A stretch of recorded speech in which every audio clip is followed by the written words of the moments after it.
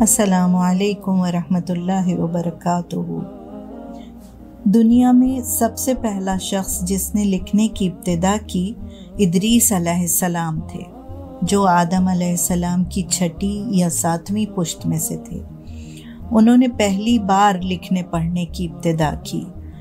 ان کو علم نجوم اور علم ریاضیات میں بھی عبور حاصل تھا۔ انہوں نے ترازو ایجاد کیا۔ ناپ تول کا اس سے پہلے رواج نہ تھا۔ ادریس علیہ السلام نبی اور رسول تھے۔ آپ پر 30 صحیفے نازل ہوئے جو ان سب کی رہنمائی کرتے تھے۔ وہ بے حد عبادت گزار تھے۔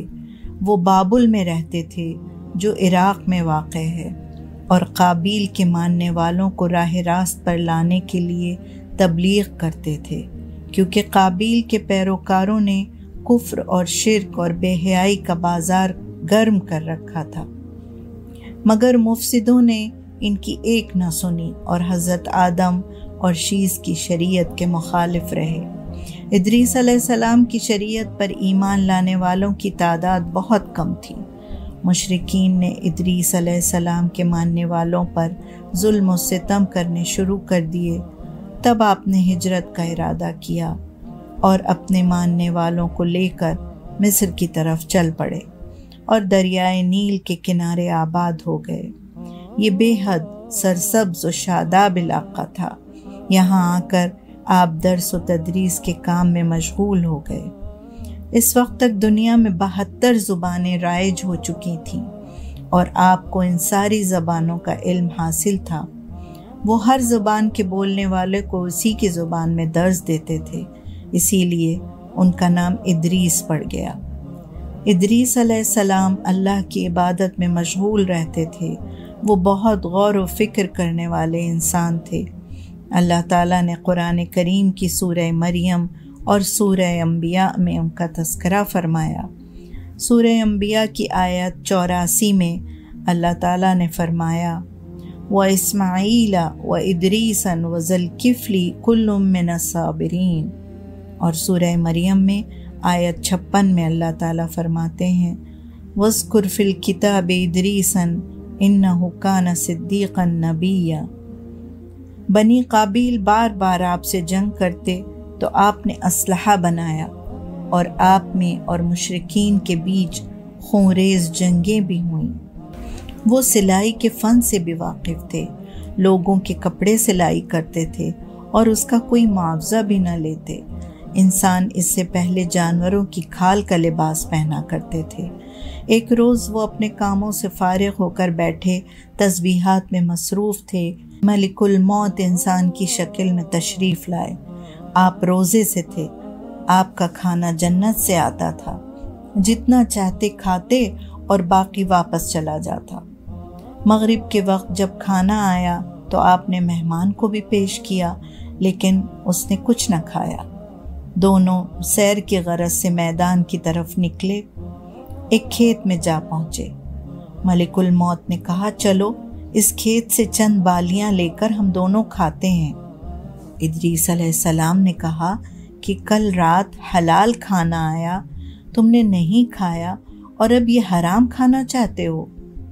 پھر اسی طرح انگور کے باغ کے پاس پہنچے، وہاں بھی یہی واقعہ ہوا۔ پھر ایک بکری نظر آئی تو اسرائیل علیہ السلام نے اسے ذبح کر کے کھانے کا مشورہ دیا۔ ادریس علیہ السلام نے کہا کہ تم کون ہو اور کیا چاہتے ہو؟ تب اسرائیل نے اپنا تعارف کروایا۔ ادریس علیہ السلام نے پوچھا کیا ساری مخلوق کی جان تم ہی لیتے ہو؟ فرشتے نے کہا جی، میرا یہی کام ہے۔ اچھا، تو شاید تم میری جان قبض کرنے آئے ہو؟ فرشتے نے کہا نہیں، میں تو تمہارے ساتھ اچھا وقت گزارنے آیا ہوں۔ تب ادریس علیہ السلام کہنے لگے تم میرے ساتھ 3 دن سے تو ہو، تم نے تو کسی کی جان نہیں نکالی۔ فرشتے نے جواب دیا میرے لیے کسی کی جان نکالنا کچھ مشکل نہیں ہے، ہاتھ بڑھاتا ہوں اور جان نکال لیتا ہوں۔ حضرت ام سلمہ فرماتی ہیں کہ رسول اللہ صلی اللہ علیہ وسلم نے فرمایا ادریس علیہ السلام نے کہا کہ میری جان نکالو، تو فرشتے نے کہا میں اللہ تعالیٰ کے حکم کے بغیر کسی کی جان نہیں نکال سکتا۔ اس پر ادریس علیہ السلام نے اللہ سے عرض کیا کہ میری جان نکالنے کا حکم دے دیجئے۔ اللہ کے حکم سے فرشتے نے ان کی جان نکال لی اور اللہ نے ان کو پھر سے زندہ کر دیا۔ فرشتے نے کہا آپ کو کیسا محسوس ہوا؟ تو آپ نے جواب دیا کہ جیسے کسی زندہ جانور کے جسم کی کھال کھینچ لی جائے۔ اب ادریس علیہ السلام نے فرشتے سے کہا کہ میں دوزخ دیکھنا چاہتا ہوں تاکہ اس کے ڈر سے اللہ کی زیادہ عبادت کروں۔ فرشتہ ان کو دوزخ کے دروازے تک لے کر گیا۔ وہاں سے وہ پلٹ آئے اور کہنے لگے میرا پیاس سے برا حال ہوا ہے، اجازت ہو تو جنت میں جا کر ایک پیالہ پیوں تو قرار آئے۔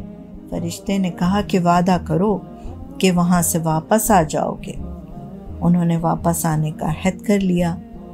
وہاں وہ جنت کے نظاروں سے لطف اندوز ہوتے رہے۔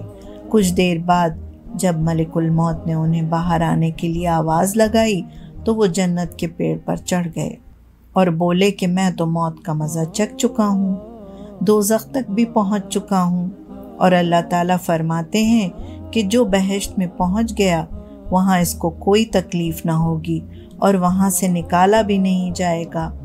اب میں جنت سے باہر نہیں آؤں گا۔ تب اللہ تعالیٰ نے اسرائیل علیہ السلام سے کہا کہ ادریس علیہ السلام کو یہیں چھوڑ دو، اور میں نے ان کے لیے ایسا ہی لکھا تھا۔ قرآن میں سورہ مریم کی آیت 57 میں اللہ تعالیٰ فرماتے ہیں کہ وَرَفَعْنَاهُ مَكَانًا عَلِيًّا، اور اٹھا لیا ہم نے اس کو اونچے مکان پر۔ آپ نے اس طرح 365 سال کی عمر میں وفات پائی۔ رسول اللہ صلی اللہ علیہ وسلم جب معراج پر چوتھے آسمان پر پہنچے تو ان کی ملاقات ادریس علیہ السلام سے ہوئی۔ وہاں ادریس علیہ السلام نے آپ کا خیر مقدم کیا۔